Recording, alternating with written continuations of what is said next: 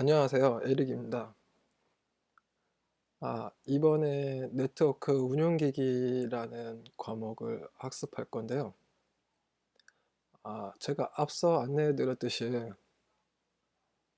실제 필기시험 과목에서는 첫 번째 과목이 네트워크 운영기기가 아니에요. 네. 근데 제가 왜 네트워크 운영기기를 첫 번째로 했냐면 이 네트워크 과목이 제 개인적인 느낌인데 벽이 없어요. 뭐 앞서 제가 설명했던 거랑 같이 뭐 예를 들어서 운용기기에 있는 내용이 네트워크 일반에도 나오고, 네트워크 일반에 있는 내용이 뭐 TCP/IP라는 과목에도 나오고, 그런 벽이 없이 그냥 서로 연관돼서 문제가 출제가 돼요. 그렇다 보니까 뭐 조금 아무 예를 들어서 뭐 비전공자이신 분이면 기초 베이스가 될 만한 무언가가 필요하잖아요.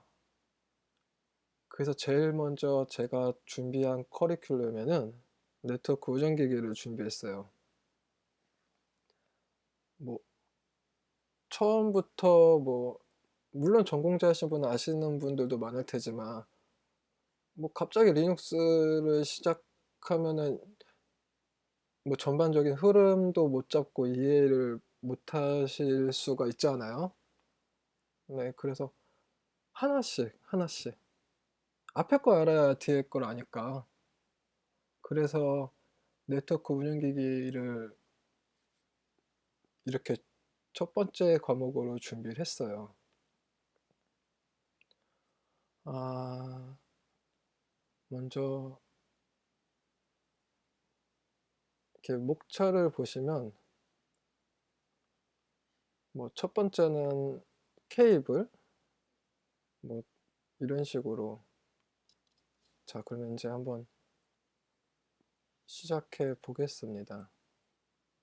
아, 이거는 네트워크 구성도인데 음, 늘 우리가 쉽게 일상에서 접하는 게 인터넷이잖아요. 뭐 하루에 한 번은 꼭 하시는 분들 많으시죠. 뭐 좀 더 포괄적으로 보면 네트워크라고 하고. 근데 우리가 늘 쉽게 사용한다고 이걸 이해하는 게 사실은 쉬운 부분이 아니에요. 굉장히 복잡한 개념이 들어가 있어요.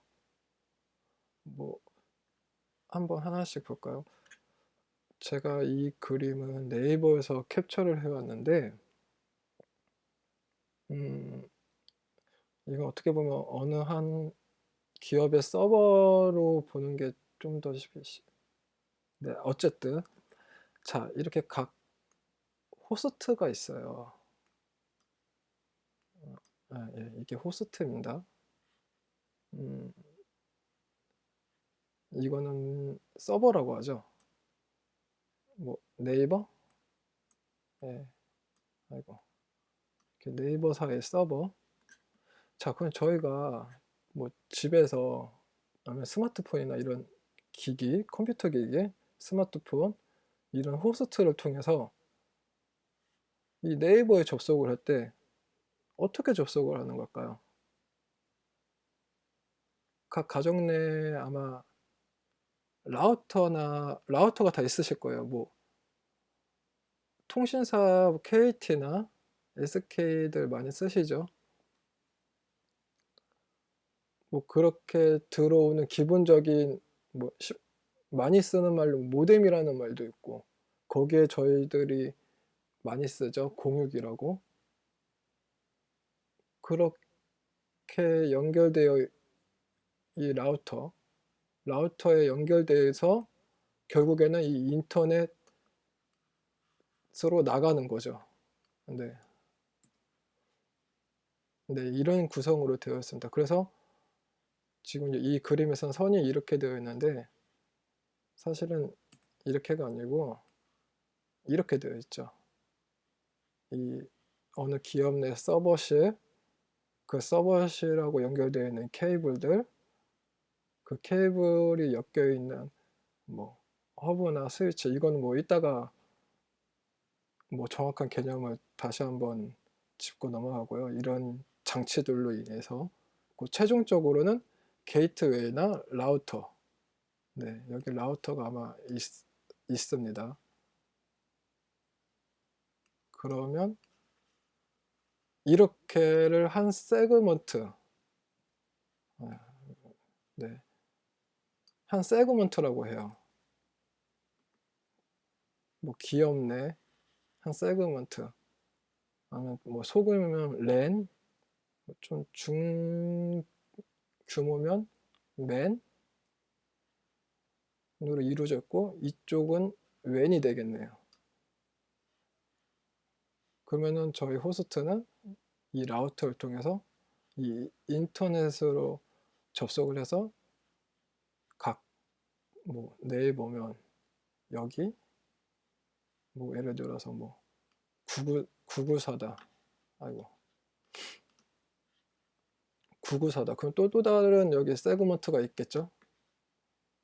그 세그먼트에 이루어지는 거죠. 이렇게 접속을 하는 겁니다. 뭐 일단 뭐 지금 이해되시죠? 뭐 이 정도는 제가 설명을 잘 못해서 뭐 하다 보면은 좀 늘겠죠?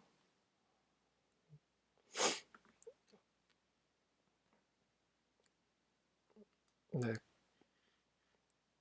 이 구성이라는 거 보시고,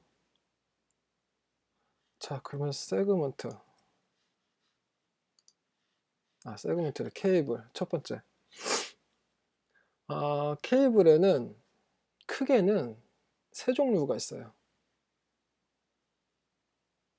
이 UTP 케이블, 그리고 두 번째는 동축 케이블, 세 번째는 광 케이블.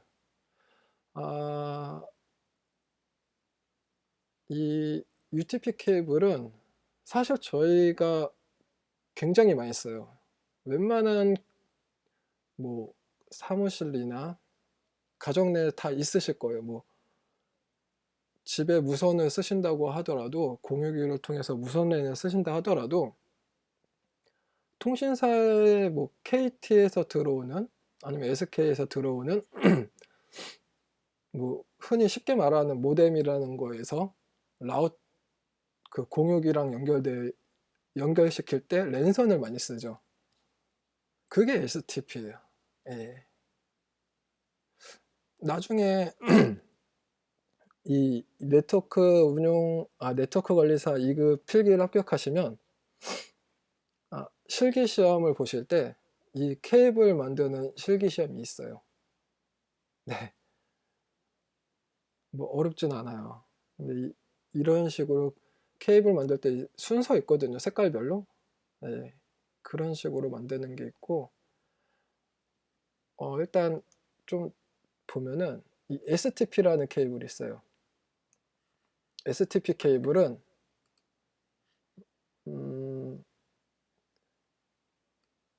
SPT라고 하죠. 끝에 이 STPT라고 해요. T가 뭐냐면 트위스트, 꼬았다는 거죠. 네. 그래서 선이 이렇게 한 가닥이 있으면, 이렇게 한 두 가닥이 있으면 서로 이렇게 꼬는 거예요.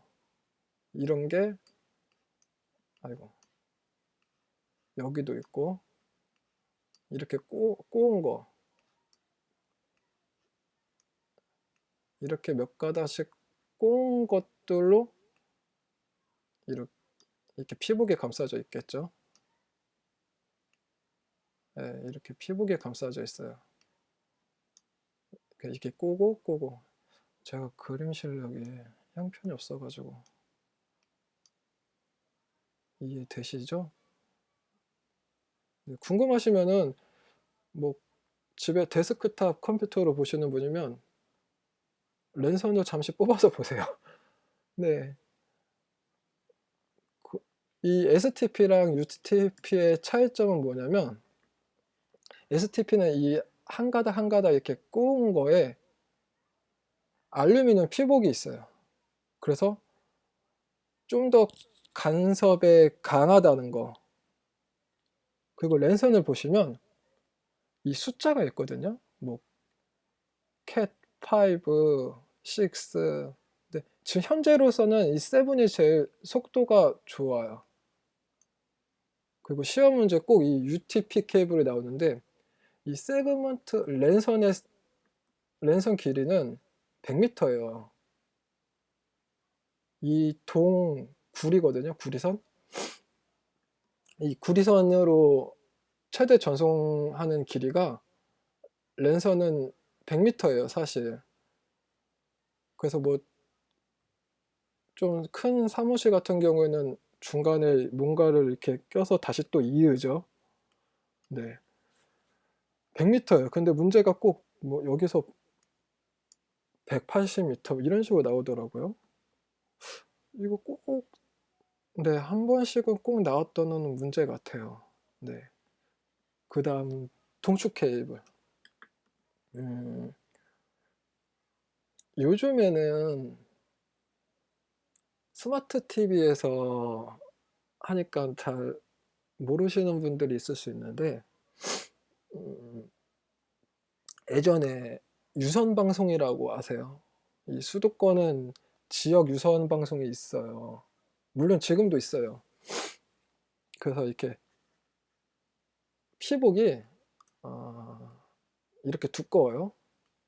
그러면 이렇게 선이 한 가닥이에요. 선이 좀 두껍죠. 네, 이렇게 두꺼운 선이 한 가닥이 있어요. 물론 이 두꺼운 선, 이 동선이거든요. 여기에 또 다른 이렇게 피복이 또 감싸져 있죠. 네. 네, 이렇게 감싸져 있어요. 네, 제가 네,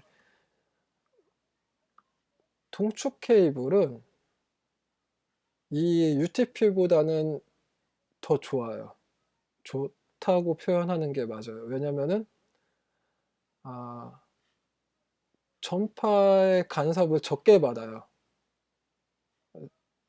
볼까요? 중앙의 구리선에 흐르는 전기 신호는 그것을 싸고 있는 외부 구리막. 네, 제가 여기 뭐 이렇게 감싸고 있다고 했죠.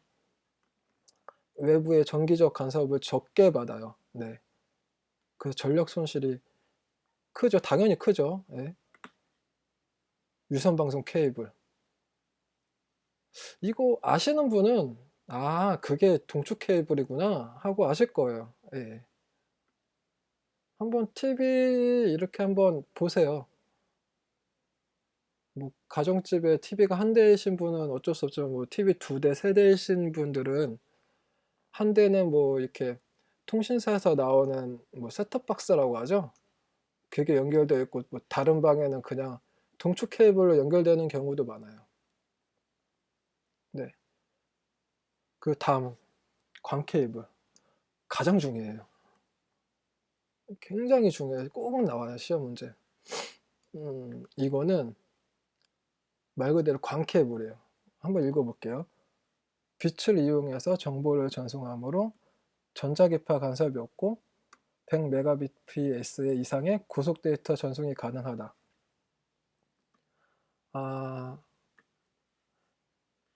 이거 제가 사진을 준비를 못했는데요.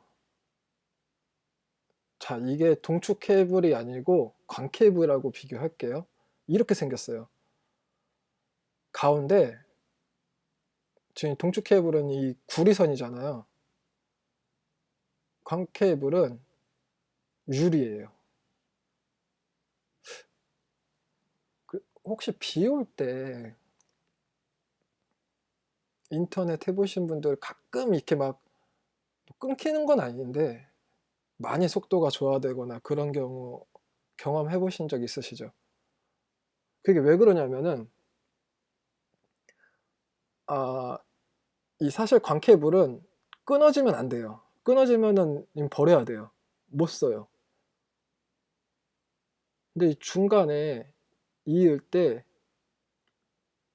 이거는 뭐 저희가 쓰는 게 아니라 뭐 인제 ISPN 업체라고 하죠. 뭐 KT나 뭐 SK 그런 통신사 대기업 통신사들이 포설할 때 땅에 포설할 때 근데 이게 사실은 가장 좋아요. 예. 전송 속도도 빠르고 전자기파 간섭도 없고 하지만 굉장히 비싸죠. 그래서 이거를 땅에 포설하고 이 사이가 원래 끊어지면 안 되는데 끊어지는 건 못 쓰고 이 선이 끝나는 부분에 이렇게 용접을 해서 또 이으잖아요. 비 올 때 사실 여기에 이렇게 습기가 차요.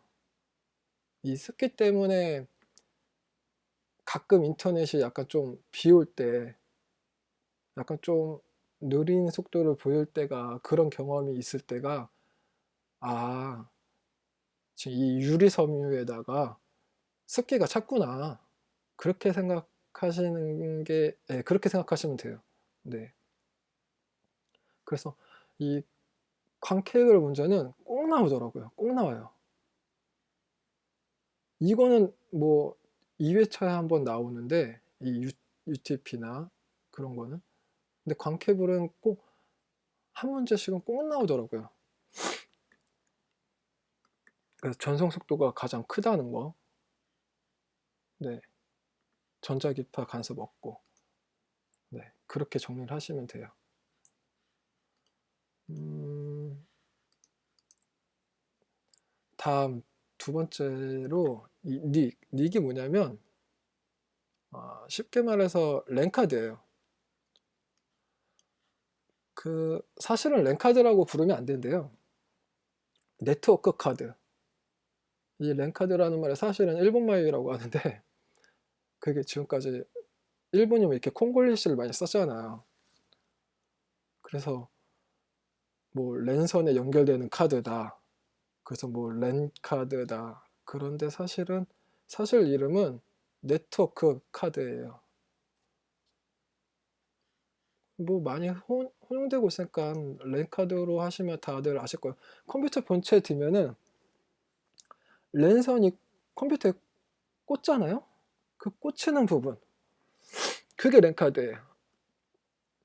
음 한번 읽어 볼게요. 외부와 가장 빠른 속도로 데이터를 주고받을 수 있는 PC 통신 장치로 근거리 통신망을 뜻하는 랜과 비디오 카드나 모뎀처럼 PC의 확장 슬롯에 꽂혀 사용되는 장치를 의미하는 카드를 합친 용어. 그 컴퓨터 마더보드라고 하죠. 남자분들은 한 번씩 이렇게 본체 다 뜯어 보셨죠? 마더보드가 메인보드 예.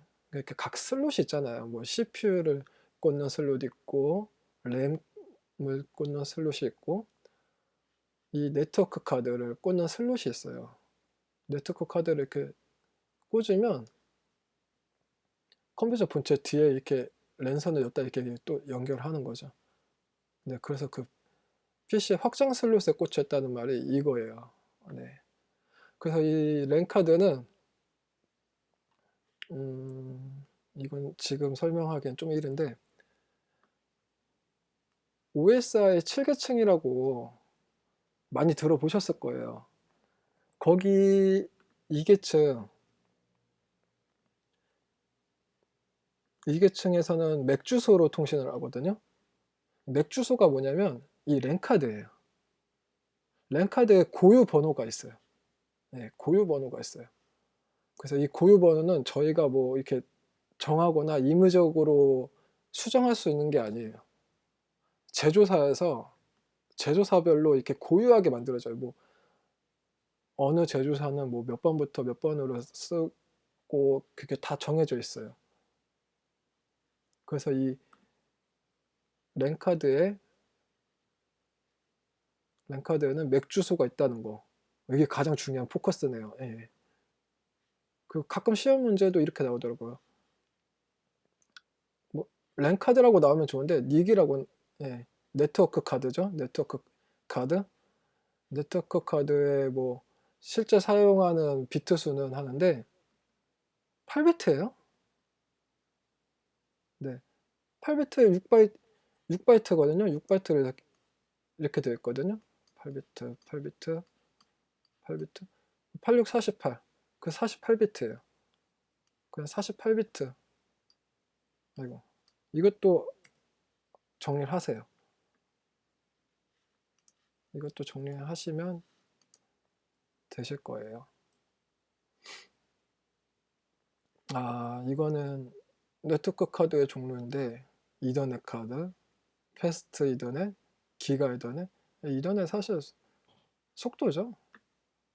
그리고 토클링. 토클링이라는 개념을, 이거는 토클링 카드는 사실 이거랑은 약간 좀 종류가 다른데, 먼저 토클링이 뭐냐면,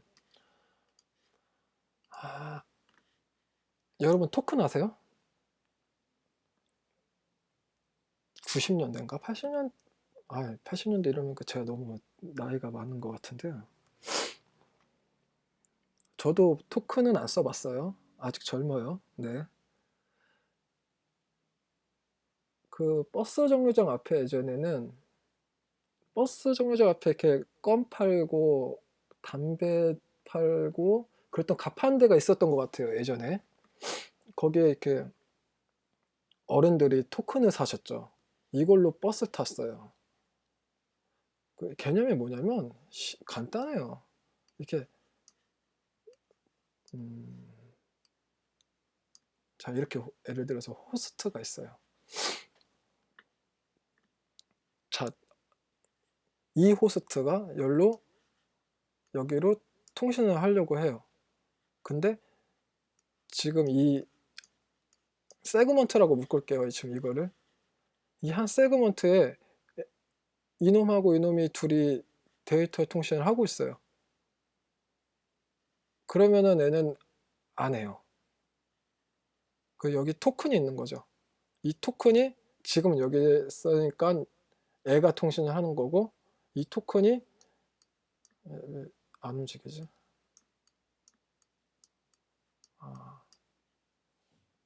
새로 만들어요. 자, 이 토큰이 열로 왔어요. 그럼 애는 이제 통신을 하는 거예요. 애는 이제 안 하죠. 토큰이 없으니까. 토큰이 있어야 통신을 하는 거예요. 애가 이제 또 열로 가면은 애가 통신을 하는 거예요. 네, 쉽게 이렇게 이해를 하시면 돼요. 그래서 이 방식이 사실은 굉장히 안정적이죠. 뭐 콜리전, 네트워크 간에 이렇게 데이터가 충돌이 일어날 일이 없죠. 이 토큰이 있어야지만 통신을 하잖아요. 네. 그래서 굉장히 안정적이에요. 하지만 이게 단점이죠. 장점이면서 단점이에요. 굉장히 느리죠. 애가 급해 죽겠는데 토큰이 여기 있어요. 이거 올 때까지 기다려야 되잖아요. 이런 단점이 지금 좀 이러고요. 네. 아무튼 토큰링은 이런 개념이에요. 그래서 지금 여기 보이는 네트워크 카드도 약간 좀 다른 방식인데, 어쨌든 뭐 이런 종류가 있다는 거, 이거 그냥 참고만 하세요. 이거는 제가 기출문제를 보다가 이 내용이 있길래 제가 한번 추출했는데, 진짜 이렇게 문제가 나오면 그 회차는 나는 이번 시험 문제 너무 어려운 문제를 만났구나, 이번 회차 망했구나 그렇게 생각하지 마시고 푸세요. 자, 이 랭카드에도 지금 저는 유선랜으로 설명을 했잖아요. 무선 랜도 있어요. 똑같아요. 방식은 똑같아요. 단지 이 처음에 이 케이블, 이 케이블이 안 꼽힌다는 것 뿐이죠. 랜선에, 랜카드에, 인터넷 카드에. 그래서 이게 두 가지 방식이 있어요. 그래서 첫 번째는 인프라 스트럭처, 인프라로 뭐 건축되어 있는 이 방식하고, 두 번째는 애드혹이라는 방식이 있어요. 쉽게 설명드리면 인프라 스트럭처는 이렇게 한 세그먼트에 여기도 호스트 있고 있으면은, 물론 다 유선만 있는 게 아니에요. 무선도 있겠죠. 무선도 이렇게 멀리 떨어져 있는 것도 있겠죠. 그러면은 AP를 사용해요. 액세스 포인트. AP가 있다는 점. 포커스예요. AP. 자, 그럼 반대로 애드훅. 이거는 뭐냐면 그 AP가 없어요. 올리 무선이에요. 그냥 이 세그먼트가 있는데 AP가 없이 올리 무선으로만 다 연결되는 거. 이런 방식을 애드훅 모드라고 해요. 예. 이 좀 정리를 해놓으세요. 그냥 AP가 없고 무선이면 애드훅, AP를 사용한다. 그냥 인프라스트럭처. 이렇게 정리하시면 될 것 같아요.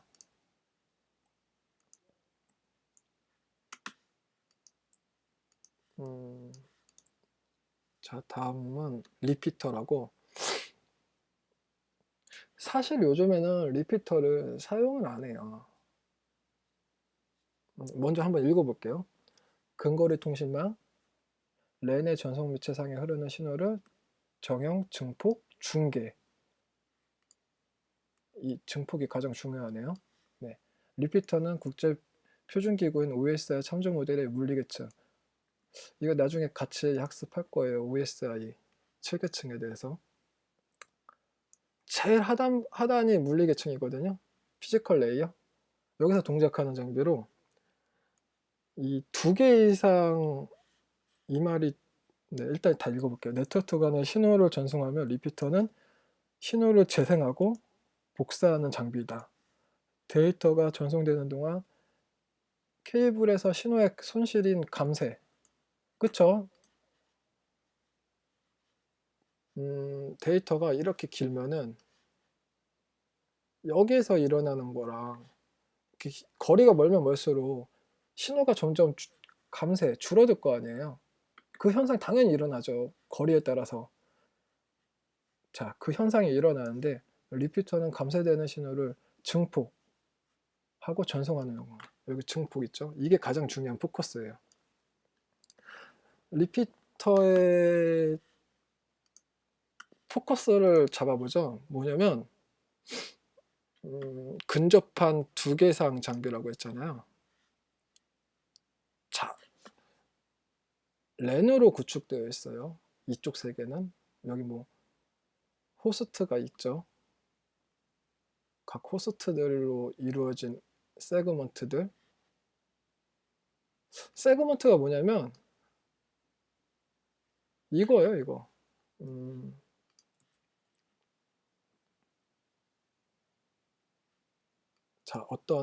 자, PC방? 뭘로 비교를 해야지.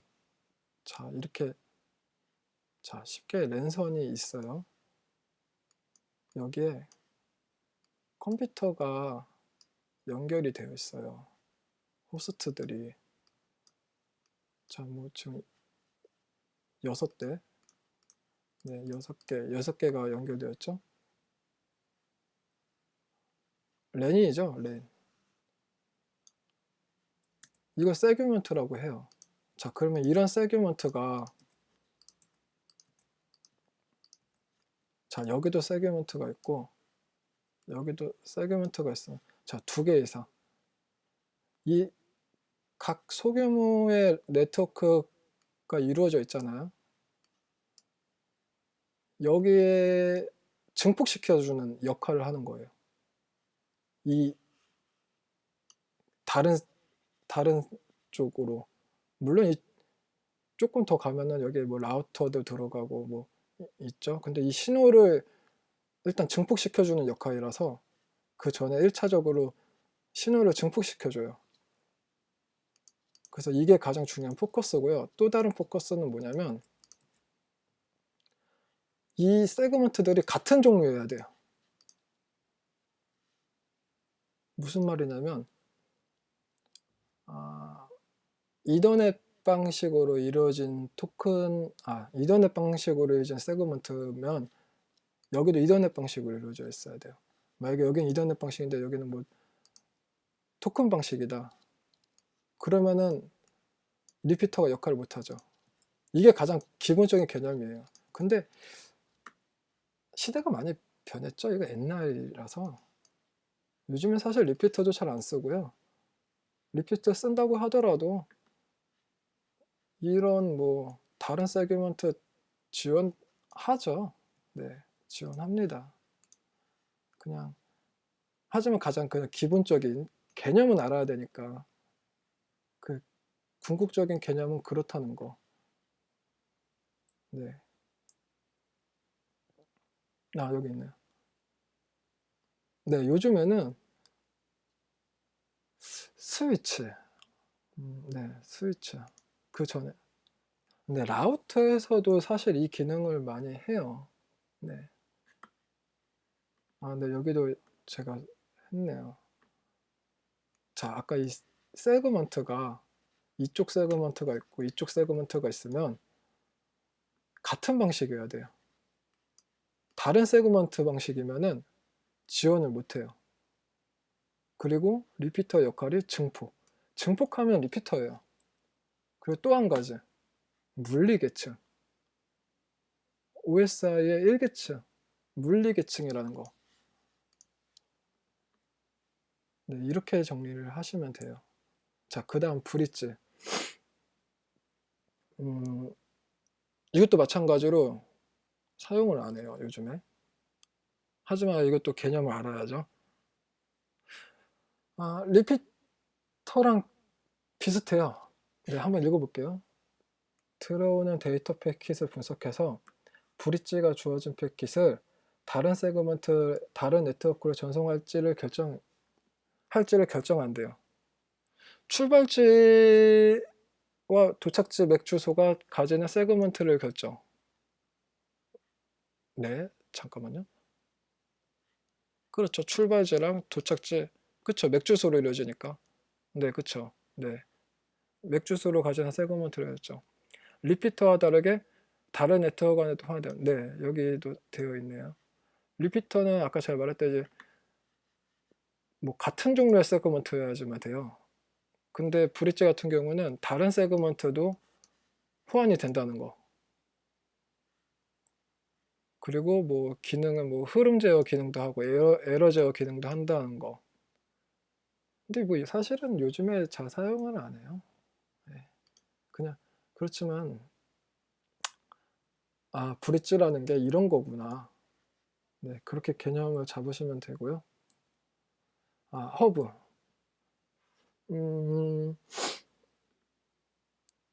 한 번씩들 PC방 다 가보셨죠?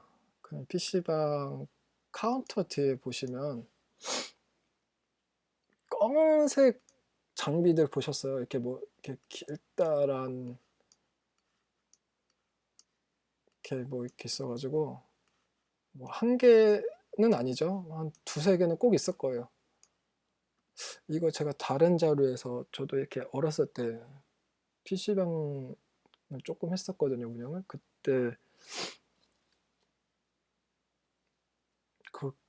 그때 제가 구축한 거를 다른 자료에 이렇게 제가 설명한 게 있는데, PC방 이렇게 카운터 뒤에 이렇게 있고 여기 막 불이 반짝반짝거리죠, 이렇게 막. 뭐냐면은 읽어볼게요. 먼저 이더넷 네트워크에서 여러 대의 컴퓨터 네트워크 장치를 연결하는 장치. 허브로 연결된 컴퓨터에 한 컴퓨터에서 주고받는 데이터가 같은 허브에 연결된 다른 모든 컴퓨터에 전달된다. 따라서 연결된 컴퓨터의 개수가 많아질수록 네트워크의 충돌이 많아지고 속도가 느려지. 쉽게 분배장치. 네, 그냥 분배장치라고 생각하시면 되겠네요. 성형 토폴로지를 구축하기 위한 성형 토폴로지. 이거 짚고 넘어가야겠네요. 이걸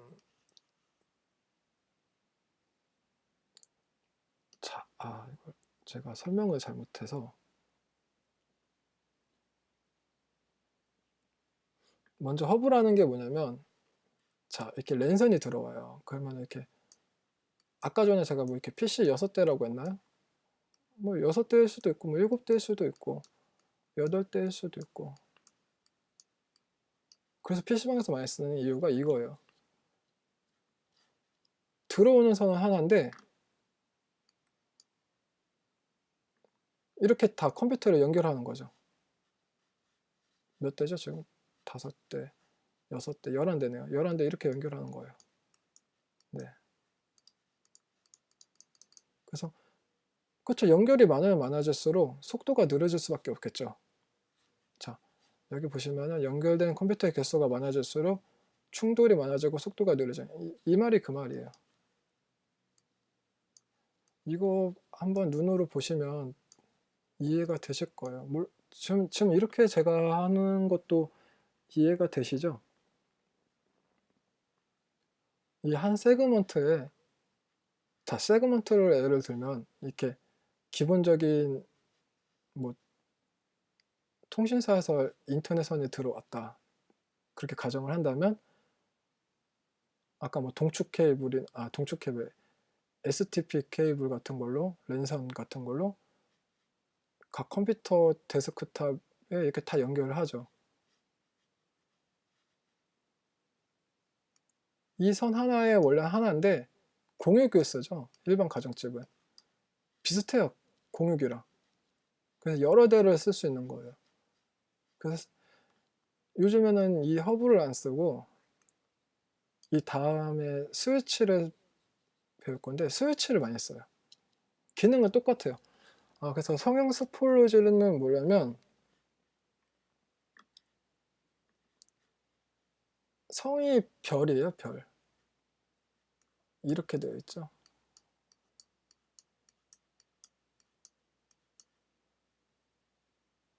이 원점에 여러 대 이렇게 호스트가 연결되어 있는 거예요. 제가 지금 그림을, 랜선은 이렇게 되어 있고, 이렇게 뭐 여기 5대, 여기 6대 이렇게 그렸죠. 이렇게 그린 게 더 이해가 쉽겠네요. 네.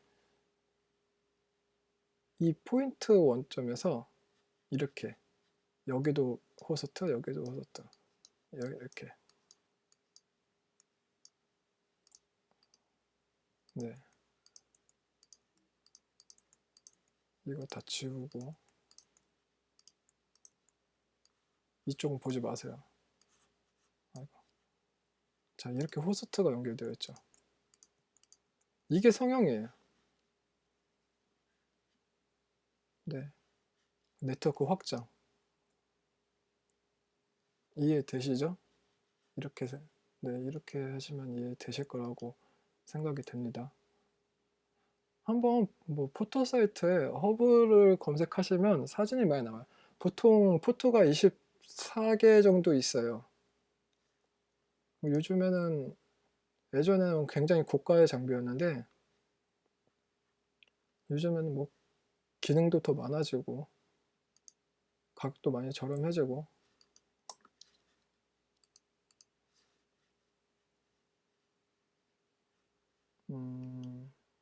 아이고.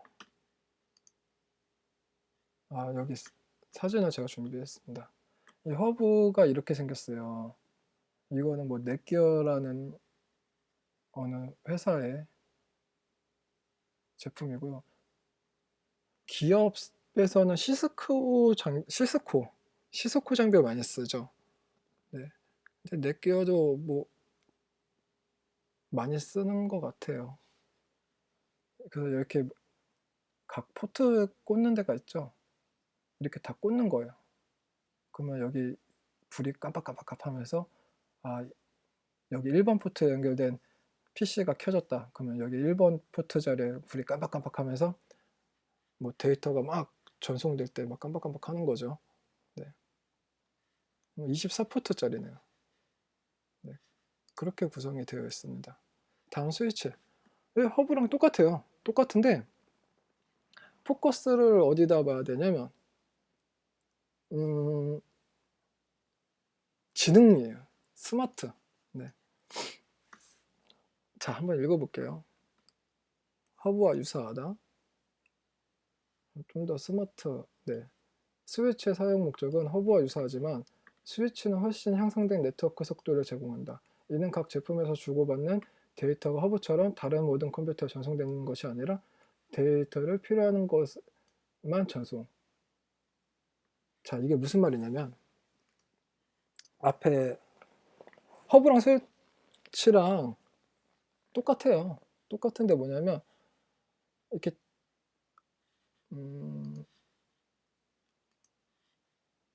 자, 이렇게 케이블이 꼽혀 있어요. 꼽혀 있는데 허브 같은 경우에는 자, 이게 인터넷선이에요. 이 허브라는 기계에 들어왔어요. 그러면 이 꼽혀 있는 대로 데이터를 막 보내죠. 굉장히 느려요. 근데 스위치는 무슨 개념이면 이 호스트가 켜져 있어도 얘는 데이터를 안 해요. 전송을 안 해요. 필요가 없어요. 그 애는 쉬어요. 그 애가 필요해요. 그 애한테만 보내는 거예요. 이 허브의 단점을 좀 더 보완한 거. 그게 스위치예요. 네. 그래서 지금 여기 보시면은 이 허브를 물리계층이라고 했는데 사실은 뭐 엄연히 따지면 물리계층 맞아요. 근데 허브도 마찬가지고 스위치도 마찬가지지만 이게 시대가 지나면 지날수록 점점 새로운 기계가 더 업그레이드 되고 나오잖아요. 뭐 전송 계층일 수도 있고 그래요. 일단 그냥 기본 개념적으로만 잡고 계시면은 될 거예요. 그래서 각 컴퓨터 제가 감기에 걸려가지고 각 컴퓨터에 고유한 맥 주소를 기억하고 있으며 이 주소를 통해 어떤 데이터가 어디로 전송되는지 판단. 이 맥 주소가 어디 있냐면은 제가 아까 앞서 설명드렸던 랜카드의 고유 번호라고 했죠. 이거를 스위치들이 이 컴퓨터의 맥 주소를 얘는 기억하고 있어요. 매번 전송할 때마다 요청을 안 한다는 거죠. 이미 캐시가 있다는 거죠.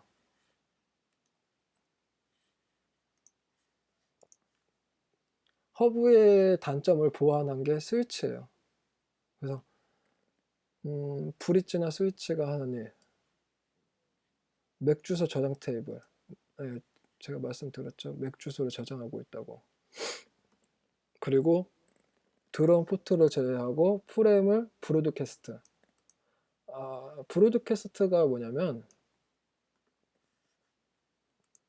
그래서 잠깐만 제거 그 네트워크 일반에 제가 좀 디테일하게 준비를 했는데요. 브로드캐스트가 뭐냐면 호스트가 한 개가 있어요. 이쪽 세그먼트에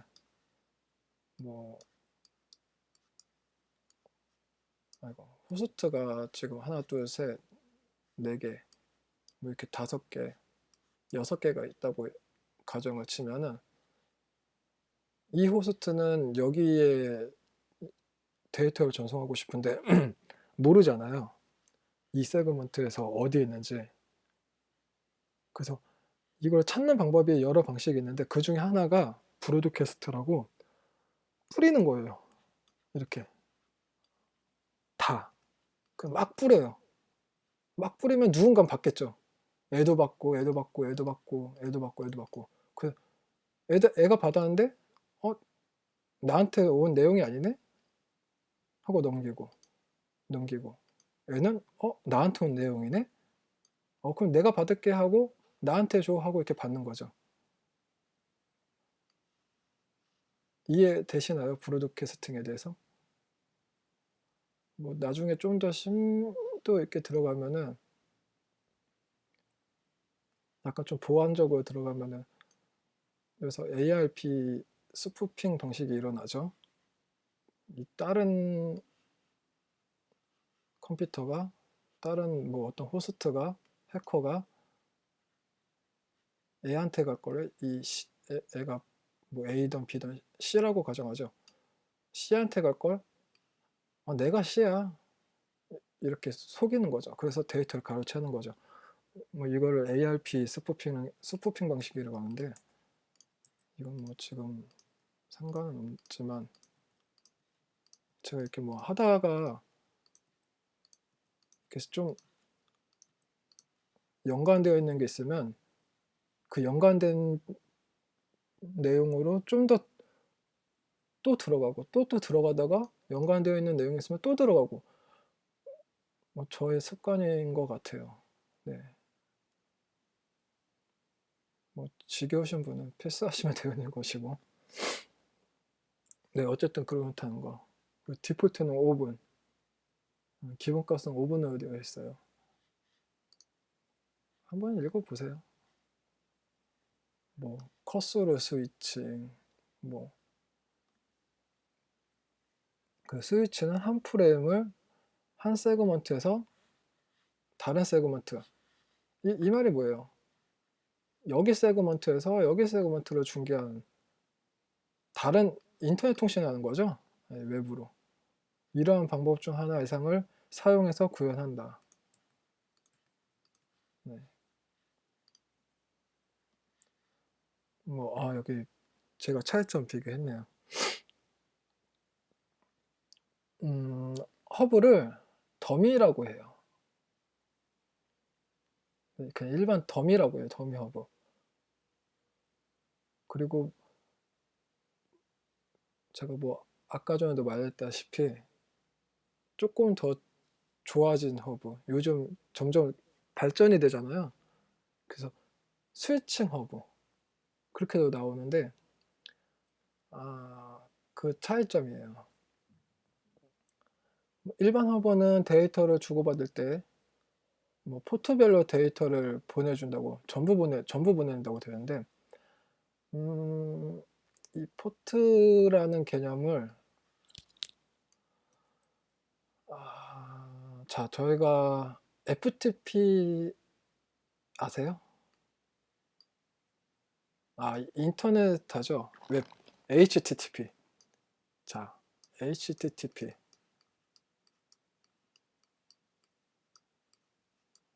안 써지네. HTTP는 포트가 80번이에요. 약속이에요. 약속. 이 포트를 쓴다고 약속을 한 거예요. 이 80번 포트를 쓰는데 일반 허브는 뭐 데이터 전송할 때 각 포트별로 연결이 되어 있잖아요. 그걸 뭐 데이터를 전부 다 보내는 거예요. 거의 말 그대로 그래서 더미예요, 더미. 네, 그래서 더미라고 하는 거고 스위칭 허브는 이거를 좀 더 뭐라고 해야 되지? 스마트하다고 해야 되나? 스마트하게 처리하는 거. 그게 스위칭 허브예요. 그래서 스위칭 허브를 보면은 성형 아까 제가 설명드렸죠. 성형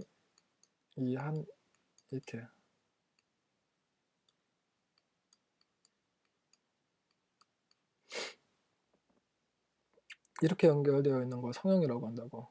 동시에 2개 이상 연결할 수 있고 이 성형이 여기 이 세그먼트도 있고 또 이쪽에도 또 있을 수 있죠. 여기도 있을 수 있고 여기도 있을 수 있고 그렇죠. 이 지구에서 인터넷을 하시는 분들이 굉장히 많으니까 자 이거를 연결할 수 있고 각 연결된 포트마다 전용 대역폭 할당이 가능하고 연결된 장치의 수에 따라 주고받는 데이터의 속도가 낮아지고 속도를 보장할 수 있다. 이게 무슨 말이냐면 데이터 통신을 할 때 어떤 놈이 먼저 왔다고 그 데이터 통신하는 방식이 몇 가지가 있어요. 먼저 자, 이놈이 먼저 통신을 했어요. 그 이놈을 먼저 통신을 하는 방식이 있고, 이놈이 먼저 통신했지만 얘는 데이터 양이 굉장히 작아요. 굉장히 많아요. 그리고 뒤늦게 통신하는 애는 데이터 양이 굉장히 작아요. 그러면 얘는 엄청나게 긴데 엄청나게 많은 양을 전송해야 되는데 얘는 엄청 짧은 시간에 끝나잖아요. 만약에 얘를 먼저 철하면 얘는 계속 지연이 되잖아요. 또 다른 애가 오면 또 지연되고 또 지연되고. 근데 이런 걸 보아서 이 짧은 데이터를 먼저 보내는 방식도 있어요. 네, 그런 걸 말하는 거예요, 지금. 그래서 굉장히 지능적이라고 하죠. 스마트하다고. 네. 그래서 속도를 보장할 수 있다는 거. 애는 전송량이 없으니까 그건 네가 먼저 가. 애 잠깐 대기하면 되지. 내가 양보할게. 너 먼저 해. 굉장히 좋은 습관이죠, 양보하는 거. 네. 네, 그런 식으로 이루어졌다는 거. 그리고 또 제가 아까 그랬죠. 허브도 마찬가지면 뭐 허브도 제가 1계층 물리계층에서 사용하는 장비들 뭐 스위치도 마찬가지고, 근데 뭐 전송 계층에서 쓸 수 있다고. 이 무슨 말이냐면은 이거예요. L2, L3, L4, L7. 자, 한번 읽어볼게요. 자, L2, L3는 이 OSI 7 계층 중 어떤 래에서 수행된가 하는 분류예요. 자, 이 스위치가 L2면은 2계층에서 하는 거고, 3계층이면 3계층, 4계층이면 4계층. 얘는 4계층에서 전송이 이루어진다는 거예요. 굉장히 좋죠. 자, L2. 가장 원초적인 형태. 그렇죠. 가장 기본이에요. 그냥 가장 기본적인 개념. L3는 라우터. 이 2계층 다음이 네트워크 계층이라고 해가지고 IP가 연결이 되는 그 프로토콜이에요. 그래서 이 2계층에서 움직이는 스위치가 L3 스위치, 이 L3 기능이 있는 스위치는 3계층 네트워크 기능을 할 수 있다는 거예요. 그 말은 라우터 기능을 갖고 있다는 거죠. 근데 경계가 모호해진다는 거. 자, L4는 마찬가지로 4계층. 4계층은 TCP 계층이에요. 그리고 7계층. 7계층 굉장히 가격이 당연히 비싸겠죠. 네. 응용 계층이니까. 자, OSI 7계층 중 어플레이션 레이어를 동작하는 거. 만사 오케이네요. 라우터 기능도 하고 다 하는 거네요. 네. 어쨌든 이런 종류가 있다는 거. 그 스위치는 이런 허브의 단점을 보완하고 기술의 발달로 뭐 L3, L4, L7, L7이 있다는 거. 자, 이런 스위치들은 뭐냐면 OSI 7계층에 각 계층을 할 수 있는 기능이 있는 역할을 한다는 거. 네, 이렇게 정리하시면 돼요. 자, 다음 라우터. 이것도 이 다음이 게이트웨이인가요? 게이트웨이네요.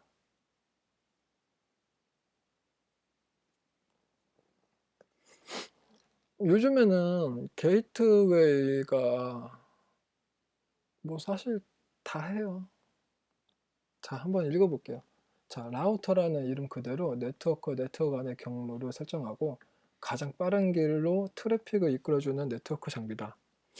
우리말로 풀어보면 경로 설정기라고 할 수 있을 것이다. 자, 제가 OSI 7계층 중에 3계층이 1계층, 2계층, 2계층이 뭐냐면 물리계층.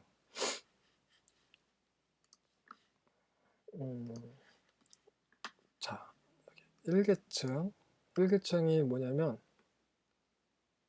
케이블, 네, 그런 것들이고, 리피터. 2계층 데이터. 이게 글씨가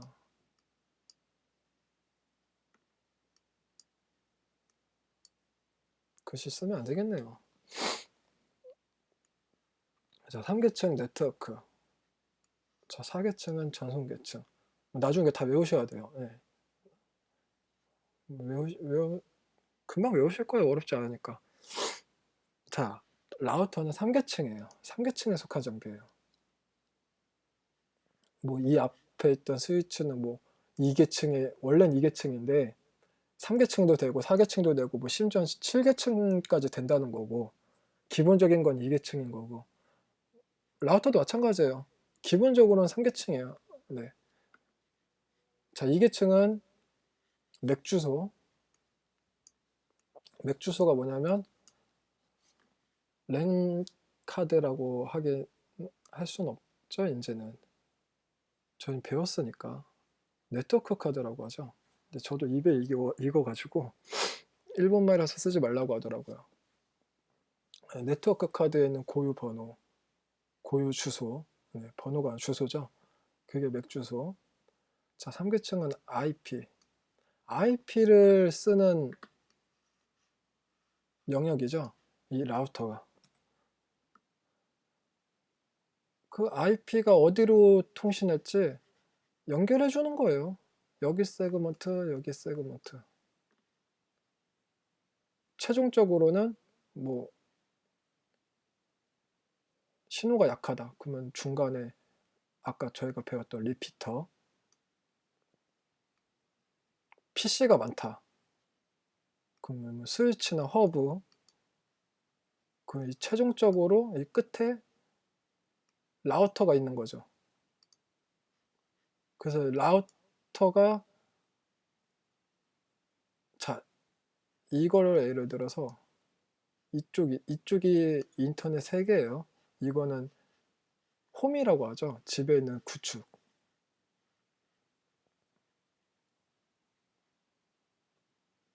네, 집에 있는 구축. 이 호스트가 한 대, 두 대? 네, 한 대라고 뭐 두 대로 가정해도 되고, 중간에 이렇게 리피터나 컴퓨터가 많으면 뭐 PC방 같은 경우는 이렇게 허브나 스위치가 있을 수 있고, 여기에 이제 라우터가 있는 거죠. 실질적인 통신을 하는 거죠. 그래서 뭐 저희가 매달 사용료를 내잖아요. 통신사에. SK나 뭐 자꾸 제가 뭐 광고하는 것도 아닌데 SK나 KT 같은 통신사한테 이용료를 내고 사용하잖아요. 그 실질적인 IP가 라우터에 들어와요. 그래서 뭐 리눅스 쓰시는 분은 IF 컴픽이나 윈도우 아니면은 뭐 도스 창에서 IP 컴픽이라고 하시면은 명령을 입력하시면은 IP 주소가 나오고, 포터 사이트에 IP 주소 검색을 쳐보시면은 지금 쓰시는 IP가 나와요. 그 IP가 다르게 나와요. 왜 그러냐면은 통신사에서 할당받은 IP는 이 라우터예요. 근데 라우터 안에서 IP가 또 나오죠. 뭐 여기 스마트폰도 있고 뭐 태블릿 PC도 있고 여기는 뭐 데스크탑도 있고 랩탑도 있고, 이게 다 IP잖아요. 이 IP를 다 부여를 못해요. 지금 IP 나중에 배울 건데 IP가 없어요. 부족해요. 그래서 이 라우터 내부 내에서 이렇게 또 뿌려주는 거예요. 그럼 너는 뭐 몇에서 몇을 쓰고 너는 몇에서 몇을 쓰고, 그래서 실질적으로 들어오는 IP, 통신사에서 들어오는 IP는 여기서 받고 여기서 또 다른 IP가 또 나가는 거죠. 그런 개념이에요. 라우터가 최종적으로 이 다른 이 인터넷, 이 다른 세그먼트에 연결할 수 있는 역할을 하는 거죠. 그래서 이 PC가 뭐 예를 들어서 뭐 구글이다. 구글이 여기 있다. 열로 뭔가 메일을 써서 보냈다. 그럼 이 라우터를 지나가야 되죠. 그 라우터는 여기까지 보내주는 거. 어떻게 보낼까? 경로 설정기라고 하는데 이거는 또 프로토콜이 또 되게 많아요. 그 프로토콜 이용하는 건데 그렇게 그냥 이해하시면 돼요. 나중에 이거 차차 배울 거예요. 이렇게 정리하시면 되고 밑에 라우터는 3계층 네트워크 계층이죠. 그리고 NVRAM이라는 게 이게 뭐냐면 이거 한번 짚고 넘어가겠네. 라우터가 컴퓨터랑 똑같아요. 라우터를 뜯어보면 메인보드처럼 마더보드 있고 램이 있고 롬이 있고 다 마찬가지예요. 아까 뭐 리피터나 브릿지나 다 이렇게 하드웨어 장비니까. 근데 하드 디스크라고 해야 되죠? 디스크가 있는 이거 나중에 제가 또 따로 정리할게요. 디스크가 있는 게 있고 없는 게 있어요. 뭐 일단은 지금은 이렇게까지만 이해하세요. 디스크가 있는 놈이 있고 없는 놈이 있다. 자, NVRAM은 뭐냐면 램은 어떻게 설명드려야지? 하드디스크가 있어요. 예를 들어서 이렇게 하드디스크가 있는데 하드디스크에 또 어떤 응용 프로그램을 실행을 시키면 CPU로 전달을 해야 되잖아요. 이거를 하드디스크에 있는 게 보내는 게 아니라 램으로 보내줘요. 그럼 램에서 또 보내주는 거죠. CPU로. 방식은 이래요. 방식은 이렇기 때문에 램이 꽉 차면 뭐 수압 영역을 해가지고 가상 하드를 해서 이 가상 하드디스크를 램으로 잡는 영역도 이건 리눅스에 있고 뭐 자꾸 또 얘기가 좀 빠지는데 제 특징이 그래요. 단점인데 자꾸 빠지네요 옆으로. 어쨌든 이 NVRAM은 비휘발성 램이에요. 자, 저희가 라우터에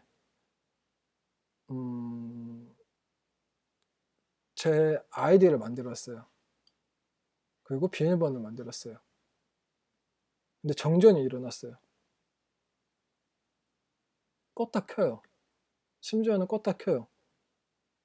그거 없어져야 되잖아요. 근데 실질적으로 여러분들 보시면은 뭐 와이파이 쓰시는 집에 공유기 무선 공유기 쓰시는 분들 저는 껐다 켜도 공유기 껐다 켜도 그대로 있죠. 저장되어 있죠. 그게 그거예요.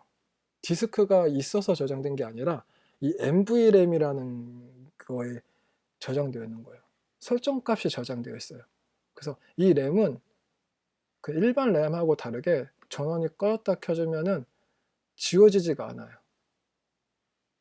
네, 설정값 저장.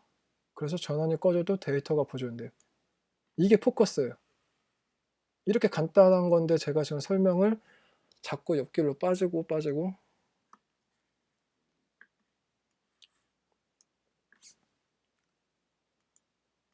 더 도움 되실 거죠? 네, 더 되실 거예요. 네.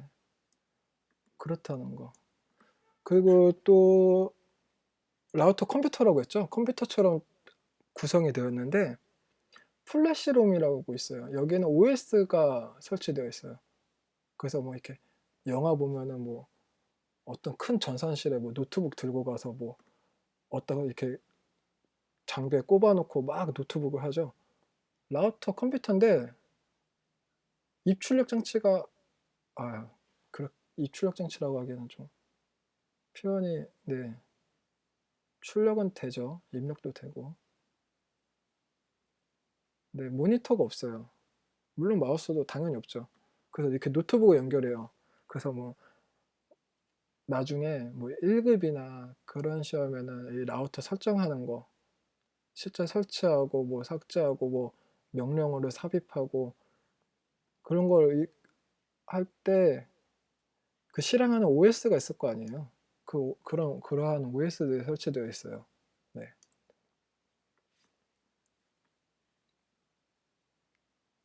아, 이거는 제가 기출 문제에서 이거 굉장히 이런 문제가 나올 줄은 저도 몰랐는데 나와가지고, 자, 이 비휘발성 램에서 램으로 이 config라는 파일을 복사를 한대요. 그때 하는 명령어는 뭐 M문이 쭉 있었는데 카피가 먼저 들어가야겠죠?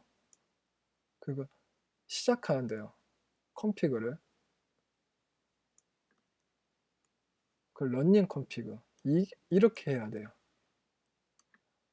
반대로 램에서 이 NVRAM으로 보낼 때는 이 순서 바뀌면 되죠. running config 그 다음 여기 start up config 이렇게 하시면 돼요. 한번 이것도 정리를 하세요. 네, 이것도 기출에 나왔던 문제니까.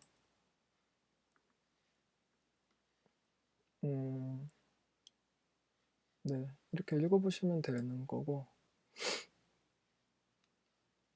라우터는 패킷의 전송 경로. 패킷이 뭐냐면 IP 전송 단위를 패킷이라고 해요.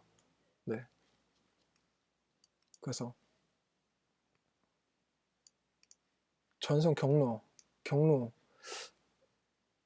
이거 아까 제가 설명을 드렸던 것 같은데, 경로를 설정할 때 가장 가까운 놈을 보내냐, 아니면 우선권이 뭐 데이터가 작은 놈이 오면은 걔를 먼저 보내냐, 그게 경로를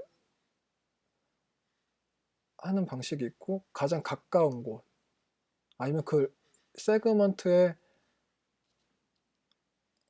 아무리 가까워도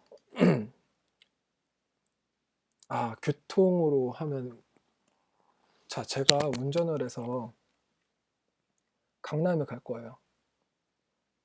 퇴근 시간에 강남을 운전해서 갈 거예요. 한 5km, 굉장히 가까워요. 근데 강남 5km까지 가는데 그렇게 가깝지만 퇴근 시간에 가면은 한 2시간 걸리겠죠? 반대로 제가 여기서 서울에서 강원도를 갈 거예요. 어디 뭐 속초까지 뭐 새벽에 그 1시간 반, 2시간이면 가겠죠? 뭐 이거는 나중에 뭐 거리 뭐 호비라는 개념을 저희가 따로 공부할 건데, 거리도 있지만 이 상태도 있을 거예요. 상황. 어떤 테이블이 뭐 트래픽이 굉장히 많으면은 더 느릴 수도 있는 거고, 그거예요. 예. 여기서는 네트워크 테이블을 검사하여 패킷을 전달할 네트워크 주소를 찾아낸다. 그런 다음 라우팅 테이블을 검색하여 가장 적합한 경로를 찾아내서 패킷을 보내게 된다. 네, 이게 라우터의 역할이에요. 여기서 뭐 가장 적합한 경로를 찾아내는 거는 좀 더 깊게 들어가면은 뭐 차후에 배우겠지만 뭐 립이라는 프로토콜을 이용해서, 그건 뭐 홉을 이용하는 거거든요. 그래서 거리를 보는 거고, 뭐 OSPF도 있고, 네, 그거는 뭐 나중에 할 거니까. 네, 이렇게 적합한 경로를 아무튼 찾아내는 역할은 라우터. 네, 라우터 중요해요. 이거 실제 가장 많이 접하고 가장 많이 쓰고 그런 것이 가장 중요하죠. 네, 물론 시험 문제에서도 자주 출제되고 빈도도 중요하죠. 네. 테이블 종류 정리했네요. 자, 랜 테이블. 랜 테이블은 라우터 연결되어 있는 랜 세그먼트 장치의 주소를 관리하고 있으며 필터링 작업에 사용. 네. 말 그대로 랜 테이블, 랜으로 연결되어 있는 이 세그먼트, 이 길이를 말하는 거죠. 네트워크 테이블. 네트워크 상의 모든 라우터 주소를 보관하며 패킷의 수신지 라우터 식별하는 데 사용. 매번 경로를 갈 때마다 처음 가는 길이 있고, 뭐 제가 맨날 다니는 길이 있어요. 그 내비를 안 틀고 다니죠. 길을 아니까. 근데 처음 가는 길은 모르니까 내비를 틀죠. 그건 당연히 도착 시간도 다르겠죠. 길을 헤매고 가는 거랑 알고 가는 거랑. 비교 대상이 교통하고 비교하니까 이해는 되실 거라고 생각을 하고 넘어갈게요. 자, 라우팅 테이블. 라우터에 구축되어 있으며 각 경로에 대한 정보를 유지하고 다른 세그먼트로 전송되는 패킷의 경로를 결정하는 데 사용. 이게 무슨 말이냐면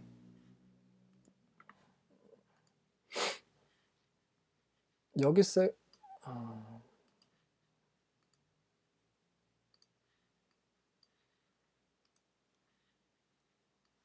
왜 안 되지?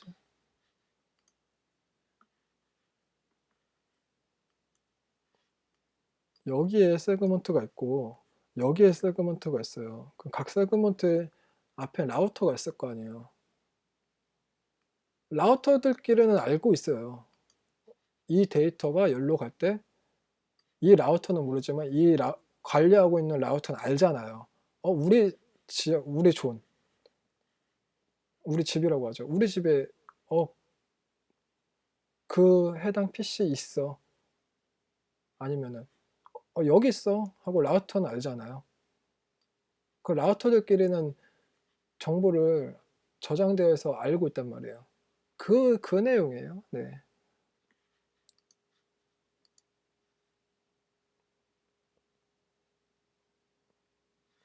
그리고 라우팅.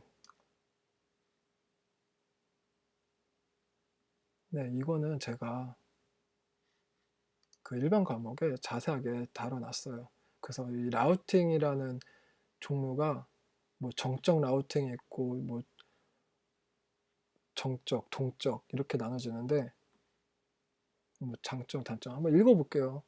정적 라우팅에는 네트워크 관리자가 패킷의 경로를 임의로 결정해서 수동으로 구성하는 라우팅 방식이에요.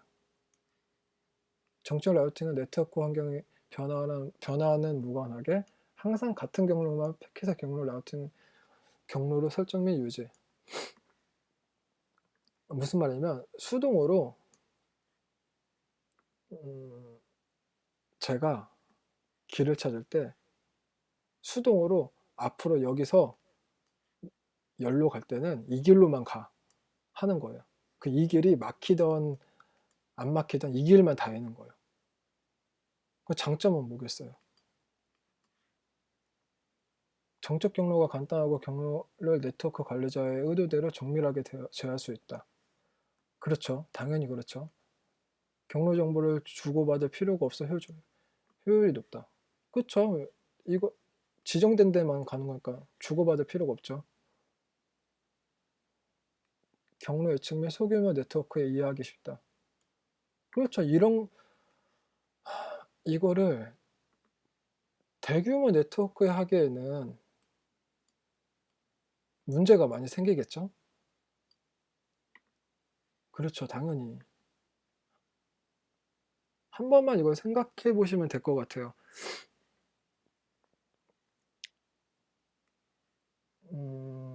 대규모다. 대규모에 이렇게 수동으로 입력하면은 그 수많은 트래픽 변화가 생길 텐데 굉장히 손해가 크죠. 당연히 소규모일 때 굉장히 장점이 더 많을 수밖에 없죠. 자, 그럼 반대로 단점 한번 볼까요? 경로를 설정하고 유지하는데 시간이 많이 걸린다. 이거는 초기 설정하는데 시간이 좀 걸린다는 거죠. 그 적절한 경로 구현을 위해 전체 네트워크에 대한 완벽한 지식이 요구된다. 아, 경로를 설정하기 위해서 모르면 공부해야죠. 어떤 부분을 어떤 장비를 다루는 지식이 뭐 예를 들어서 시스코 장비를 많이 쓰니까 시스코 장비에 대한 뭐 명령어가 부족하다. 그럼 그거 공부해야 되죠. 그쵸? 당연한 거죠. 그리고 네트워크 규모가 커지면 설정 및 관리가 어렵다. 네, 이거 당연한 거죠. 이렇게 한번 읽어보시면 돼요. ACL 라우터 인터페이스에 적용시키는 명령어. ACL 정의의 기준에 따라 패킷을 통과할지 거부할지를 라우터한테 알린대요. 이거 그거예요. 패킷을 IP 전송 단위라고 했죠. 패킷. 어떤 한 외부에서 패킷이 들어와요. 그걸 라우터, 게이트웨이 같은 건데 너를 받아서 여기 호스트에 연결시켜 줄지 말지 액널러지 예, 그거예요. 예. 그리고 뭐 시스코 장비의 액널러지는 IP, IPX 등 라우트 네트워크 프로토콜 지원. 네, 이렇게 한번 읽어보시면 될 것 같습니다. 아, 게이트웨이 똑같아요. 라우터는 똑같아요. 말 그대로 문이죠, 문. 네, 문이에요. 그래서 읽어볼게요. 컴퓨터 네트워크에서 게이트웨이는 현재 사용자가 위치한 네트워크. 네, 지금 제가 홈에 연결되어 있는 제 홈, 제 세그먼트. 여기는 네이버가 연결되어 있는 세그먼트. 네이버 서버가 연결된 세그먼트. 여기는 뭐 옆제 순위가 연결되어 있는 각 이런 외부 세그먼트에 연결하기 위한 맨 앞에 있는 문이죠. 네, 그 문이 게이트웨이 또는 라우터. 똑같아요. 네. 뭐 그냥 한번 쭉 읽어보시면 될 것 같아요. 그래서 그쵸, 하드웨어죠. 소프트웨어는 아니잖아요. 장비죠. 네.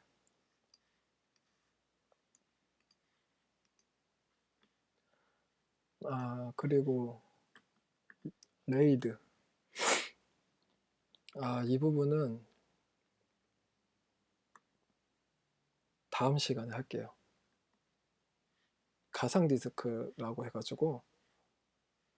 자, 오늘은 여기까지 하겠습니다. 감사합니다.